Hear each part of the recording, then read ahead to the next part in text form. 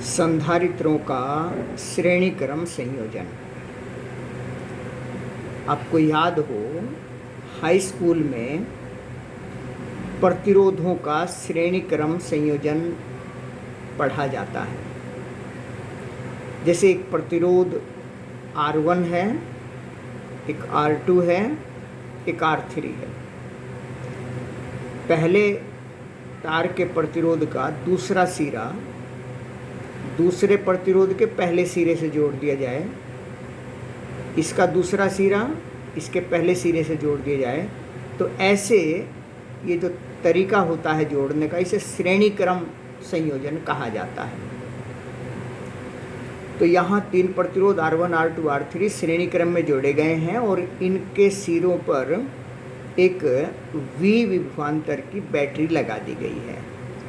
यानी दोनों सिरों के बीच एक V विभवांतर लगाया गया है, जिससे इसमें धारा I बहने लगती है। धारा मतलब आवेश प्रवाह की दर। ये सब हाई स्कूल की पढ़ी हुई बातें हैं आप लोगों की। तो क्या होगा कि जितना विभवांतर भी हमने लगाया है, ये विभवांतर यहाँ 3 जगह पर बट जाएगा। यानी V बराबर, अगर यहाँ का विभवांतर V1, यहाँ का V2, यहाँ का V3 हो, तो V बराबर V1 जमा V2 जमा V3।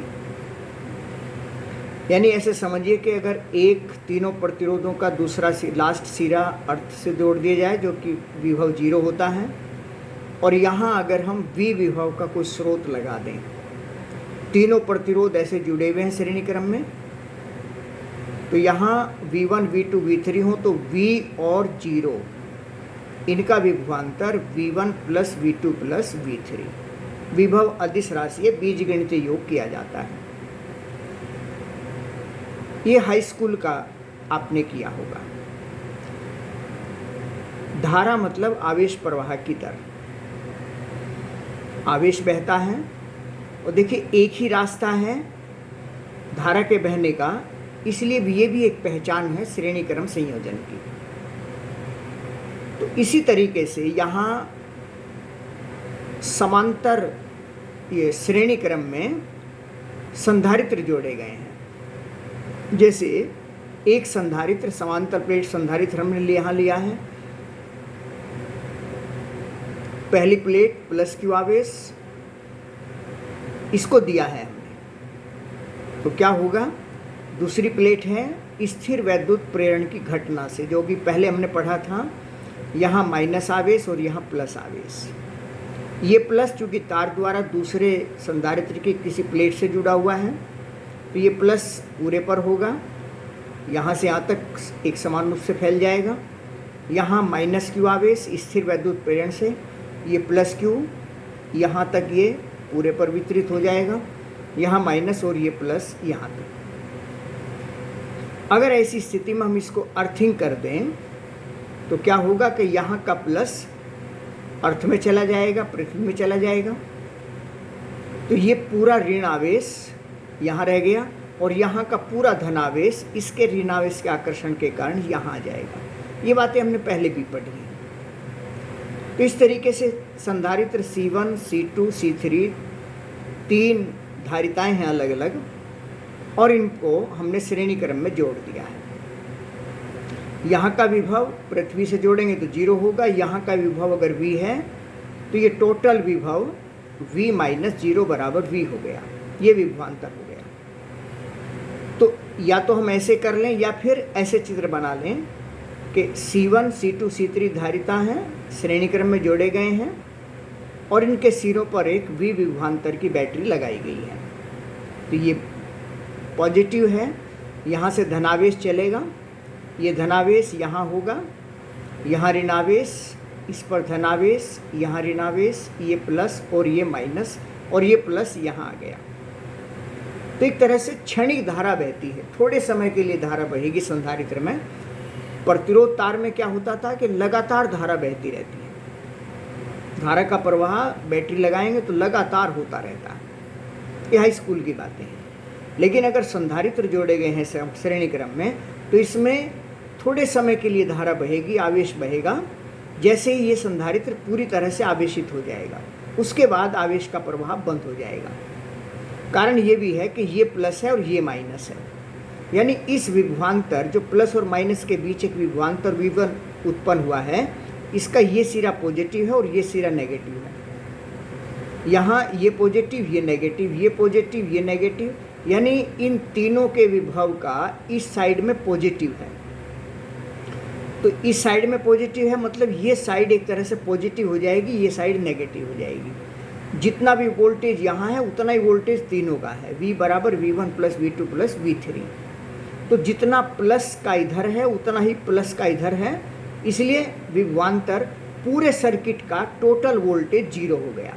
और टोटल वोल्टेज जीरो होने का मतलब है कि अब इसमें टोटल करंट जीरो होगी। टोटल वोल्टेज मतलब सिग्मा टोटल वोल्टेज बराबर जीरो और total current sigma I is equal to zero. केवल थोड़े समय के लिए धारा बहती है। तो श्रेणी क्रम में संधारित्रों को इस तरह से जोड़ा जाएगा और बस मेन बात हो गई V बराबर V1 plus V2 plus V3। अब जैसे यहाँ हमने C1, C2, C3 तीन अलग अलग धारिताओं के संधारित्र श्रेणी क्रम में जोड़े गए हैं और उनके सिरों पर एक विभवांतर लगाया गया है। अगर ये प्लस है, ये माइनस है, तो ये प्लस हो गया और ये माइनस हो गया। ये प्लेट प्लस हो गई, ये माइनस, ये प्लस, ये माइनस, ये प्लस, ये माइनस, ऐसे हो गई। चूंकि श्रेणी क्रम में है तो जितना प्लस यहाँ होगा उतना ही माइनस यहाँ होगा, उतना ही प्लस यहाँ होगा, उतना ही, यानी प्रत्येक संधारित्र का आवेश Q समान होगा। बस मेन फॉर्मूला श्रेणी क्रम के लिए वही है, V बराबर V1 जमा V2 जमा V3। और हम जानते हैं संधारित्र के लिए Q बराबर C इंटू V होता है। V बराबर Q बाई C हो जाएगा। तो V टोटल विभवांतर, V1 मतलब Q बाई C1। पहले संधारित्र का आवेश Q है, प्रत्येक संधारित्र का ही आवेश Q है, Q बटे C1 प्लस Q बटे C2 प्लस Q बटे C3। और इस तरीके से ये Q कॉमन आ जाएगा, 1/C1 plus 1/C2 plus 1/C3, ये V का मान हो गया। Q को इधर लाएंगे तो V/Q is equal to 1/C, क्योंकि Q by C, Q by V C होता है। अगर कुल आवेश Q है, कुल विभवांतर V है, तो उसकी धारिता Q बाई V होती है। इसलिए V बाई Q का मान 1/C 1/C हो जाएगा। तो 1/C1 plus 1/C2 plus 1/C3, ये श्रेणी क्रम में संधारित्र की धारिता निकालने का तरीका हो गया। अगर आपको याद हो कि श्रेणी क्रम में जब प्रतिरोध जोड़े जाते थे तो R बराबर R1 plus R2 plus R3 आता था।